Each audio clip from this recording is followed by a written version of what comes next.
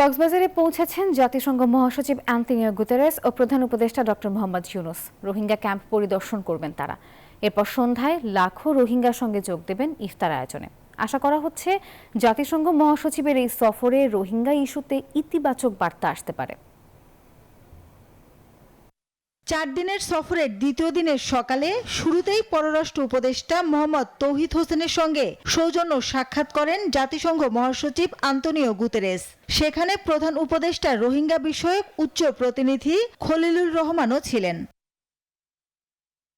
এরপর তেজগাঁওয়ে প্রধান উপদেষ্টা ডক্টর মোহাম্মদ ইউনূসের কার্যালয়ে যান জাতিসংঘ মহাসচিব। বৈঠক করেন অন্তর্বর্তী সরকারের প্রধানের সঙ্গে। সেখানে অ্যান্টোনিও গুতেরেস বলেন, বাংলাদেশের চলমান গুরুত্বপূর্ণ সংস্কার কার্যক্রম ও রূপান্তরে পাশে থাকবে জাতিসংঘ। তেজগাঁওয়ে বৈঠক শেষে একটি বিশেষ বিমানে করে কক্সবাজারে যান দুজন। সেখানে রোহিঙ্গা ক্যাম্প পরিদর্শন করবেন তারা। সন্ধ্যায় যোগ দেবেন ইফতার আয়োজনে, যেখানে অংশ নেবেন লাখো রোহিঙ্গা। বলা হচ্ছে এই আয়োজনের মাধ্যমে রোহিঙ্গাদের সঙ্গে সংহতি প্রকাশ করবেন জাতিসংঘ মহাসচিব। যুক্তরাষ্ট্রে সরকার বদলের পর কমে গেছে বিদেশি সহায়তা। এতে রোহিঙ্গা ইস্যুতে উদ্বেগ দেখা দিয়েছে। এমন অবস্থায় আশা করা হচ্ছে জাতিসংঘ মহাসচিবের এই সফরে ইতিবাচক কোনো বার্তা আসতে পারে। যে সকল রোহিঙ্গা এখানে বসবাস করছেন গত প্রায় 8 বছর ধরে, প্রায় 12 লক্ষ রোহিঙ্গা, তারা নিজ দেশ থেকে বাস্তুচ্যুত। তাদের প্রতি নির্যাতন করা হয়েছে, টর্চার করা হয়েছে, জেনোসাইড করা হয়েছে।